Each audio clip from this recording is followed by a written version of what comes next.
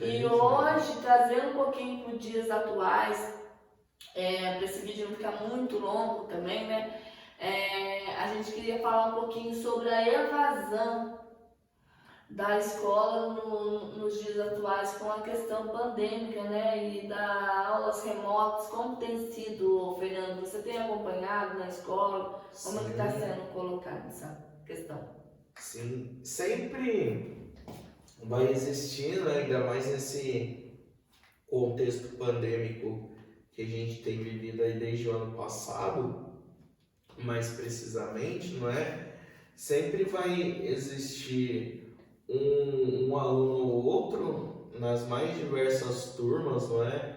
Que a gente leciona na escola, desde o ensino fundamental, anos finais, até ensino médio. E mais precisamente no ensino médio, porque ainda no fundamental, anos iniciais, principalmente para alunos de sexto ano, ainda tem mais controle dos pais, não é? Os pais conseguem acompanhar os filhos com mais precisão pelo fato deles ainda serem crianças, vamos dizer assim, não é? De não serem jovenzinhos, adolescentes. Então, no ensino fundamental, a gente vê ainda um índice, não é, de abandono escolar quase que nulo, não é? Em alguns casos.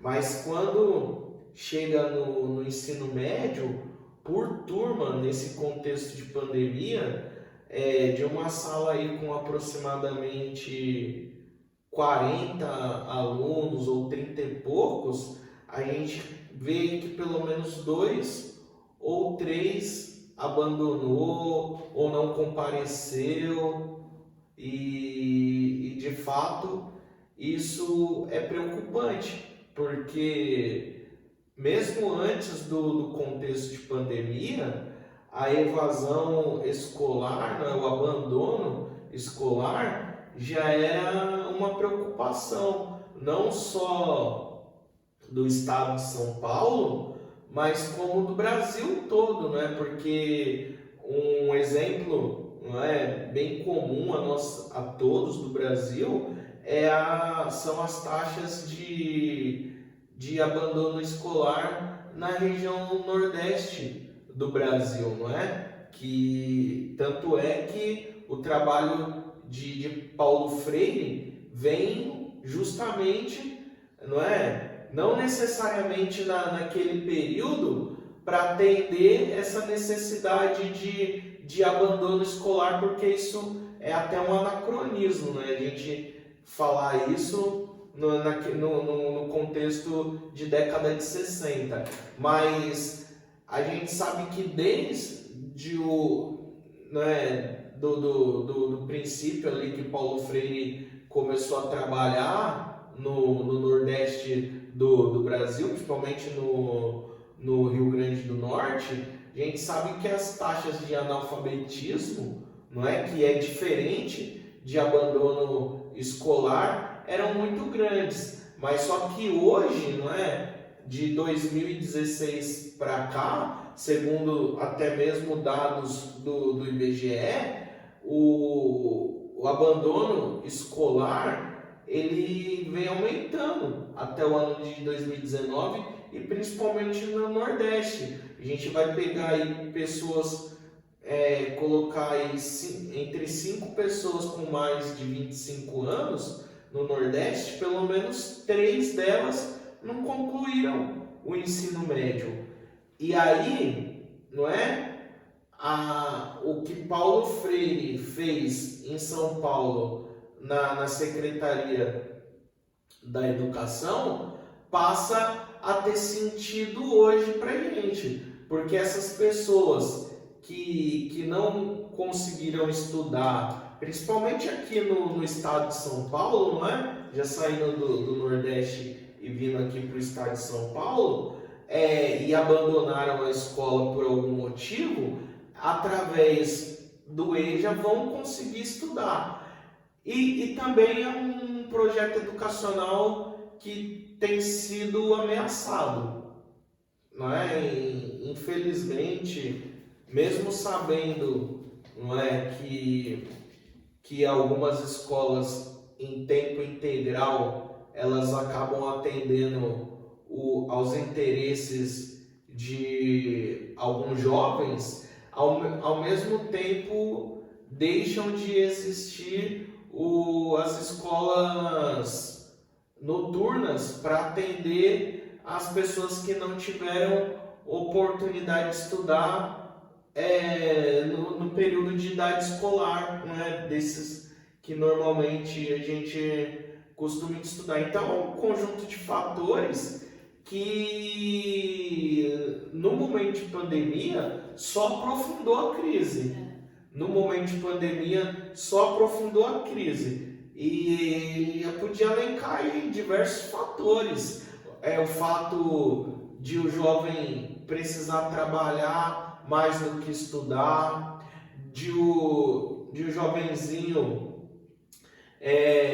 precisar, às vezes, fazer qualquer outra atividade, não é? Como, por exemplo, as mulheres, não é? As meninas, ou todas as mulheres, de uma forma geral, que sofrem com uma grande desigualdade, principalmente no que se refere aos afazeres domésticos, não é? Então isso acaba ocupando o tempo das mulheres, não é? Sobrecarrega, né? Sobrecarrega e às vezes gravidez prematura e entre outros motivos. Ansiedade, até problema mental, ansiedade, Sim. por ter não estar acompanhando o contexto. Exato. Depressões, E mesmo sabendo que no Brasil ainda as mulheres conseguem concluir o ensino médio mais do que os homens, não é? A gente tem mais mulheres formadas no ensino médio do que homens. Então, esse conjunto de fatores, de certa forma, acabam escancarando os mais diversos processos de desigualdade de gênero e, inclusive, o aprofundamento da crise da evasão e do abandono escolar, tanto por parte de homens como também de mulheres. E alinhado a isso, não é, a subjetividade também da pessoa, né? O você, o fato de às vezes, não é, são até estudos também comprovados, não é, já por diversos acadêmicos, inclusive pelo IBGE também, o primeiro que contribui com o abandono escolar é o trabalho, o fato de ser pobre, precisar trabalhar e tentar alinhar o trabalho com os estudos. E o segundo é o interesse mesmo. É o interesse, mas o interesse não no sentido de a gente entender que a juventude não é capaz, não é? Porque eles são capazes. O interesse no sentido de, às vezes, o conhecimento não ser prioridade. Isso não significa que ele não é capaz, que ele não pode ser um intelectual, que o jovenzinho e a jovem em si, não é? Ele não tem inteligência suficiente para acompanhar o que é ensinado na escola.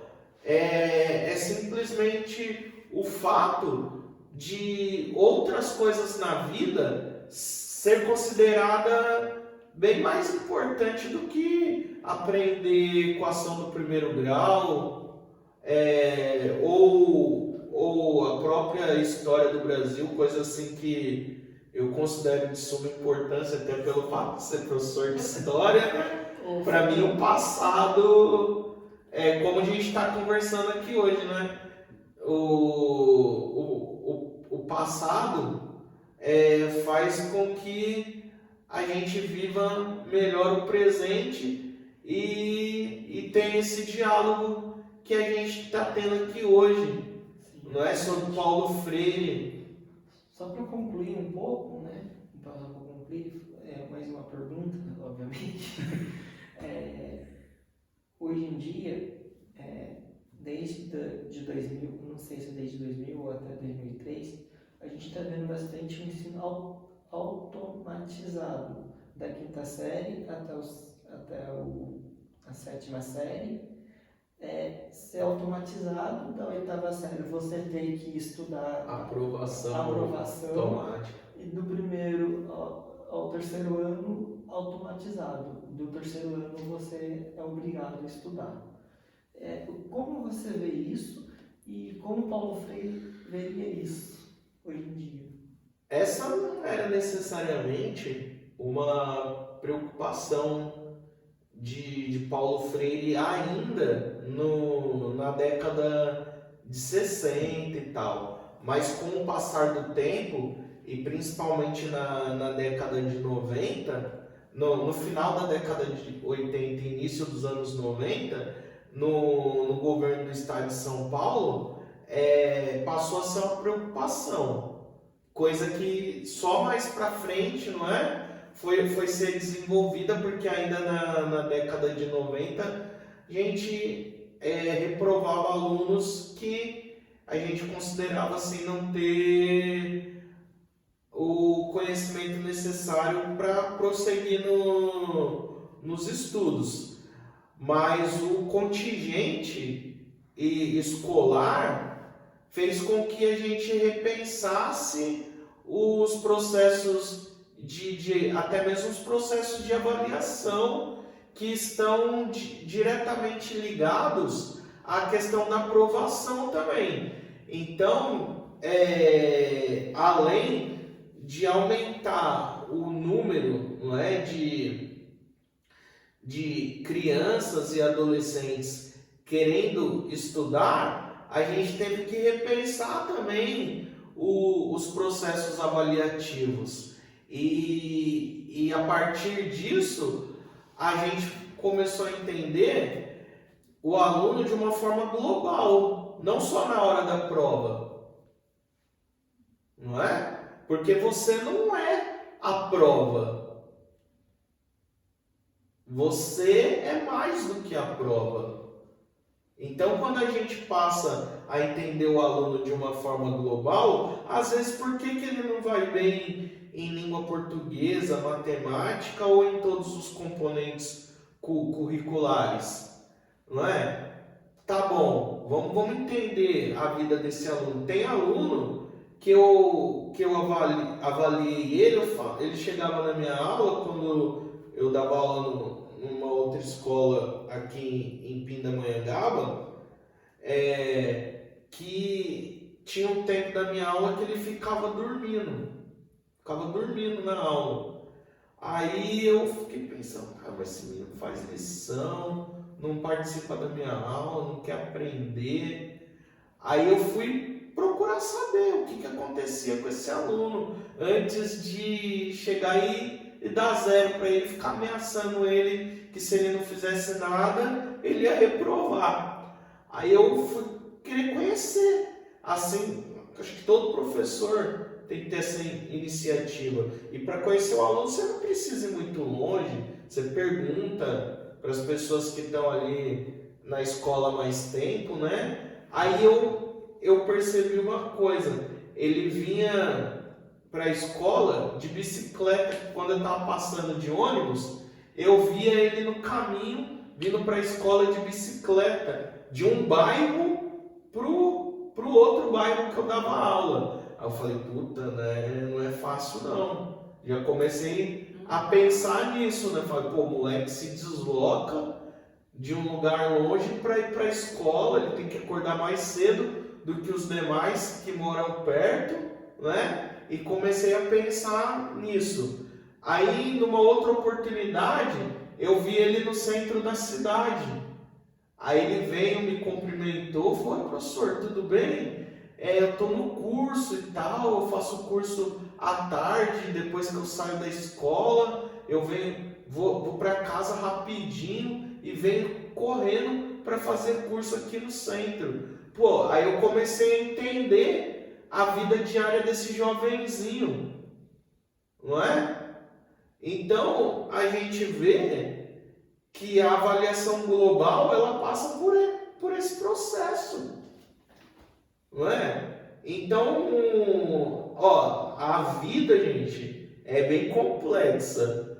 É bem complexa, eu penso, né? Eu tenho isso comigo. A vida é bem complexa, então assim, é um conjunto de fatores, não é? Que explicam pra gente o mau desempenho escolar do aluno, até mesmo a evasão, e aí fica mais fácil, e eu vou né, concluir a minha fala exaltando Paulo Freire, não é? Esse grande educador, o patrono da educação. Eu falando o seguinte, fica mais fácil a gente culpar uma pessoa vamos dizer assim, pelo que alguns consideram ser a desgraça da educação brasileira, que não é uma desgraça. Sim. Porque enquanto tiver professores como eu e muitos outros que eu conheço, amigo de trabalho, a nossa educação ela vai ser excelente. No que depender de mim, ela vai ser excelente. Assim como foi na vida de Paulo Freire. E eu quero exaltar ele porque fica mais fácil a gente culpar alguém do que a gente enfrentar o problema de fato, como eu acabei de expor com um exemplo de vida aqui para vocês. De vida, de trabalho, de vida de aluno principalmente, que é o nosso principal foco e que era o principal foco de Paulo Freire. Por isso que ele é e vai continuar sendo o patrono da educação, porque ele ensinou esse tipo de educação para gente, uma educação humana. E dedicou parte da vida dele estudando. Toda não é a à vida toa dele. que toda a vida dele estudando, estudou em colégios renomados, e aí querem vir pessoas que nem chegaram a estudar onde ele chegou né, estudar e alcançar o que ele alcançou, desmerecendo todo esse legado. Sim. É complicado, viu? A gente, ainda bem que temos pessoas que pensam diferente, que enxergam diferente, com pensamento crítico, com conhecimento maravilhoso, igual o professor Fernando que está aqui, que foi nosso convidado de hoje, né, Gabriel? Exatamente. Queria agradecer, Fernando, por ter aceitado o nosso convite, e falo para você que não fique por aqui, que nós temos um outro tema também com a questão do professor, qual o desafio que vocês tiveram na pandemia como professor para poder estar lecionando, dando aula remota, porque a gente sabe muito bem, né, esse é outro tema, mas você é um convidado, depois a gente conversa sobre isso. E aí, se quiser falar alguma coisa a mais, Gabriel... Eu quero agradecer mesmo, Fernando, por ter disponibilizado o seu tempo. Foi um papo muito produtivo. Sim. Eu te agradeço muito. E até a próxima. Como você te disse, nosso próximo tema vai ser sobre o ensino remoto, como é que foi, como é que Eles esse sabem, movimento, né? E que para os professores no Brasil não é fácil também, né? Nós temos toda essa questão dos alunos, mas tem um professor também do outro lado que o bicho pega. eu acho que a pergunta que eu ia fazer, acho que a gente pode deixar para o próximo tema, que acho que vai caber mais no próximo tema. Então foi isso, galera. Espero que vocês tenham gostado. Então vai lá, curte, compartilha, ativa o sininho para não perder o próximo tema. E viva Paulo Freire! Viva Paulo Freire! Boa noite, galera. Boa noite.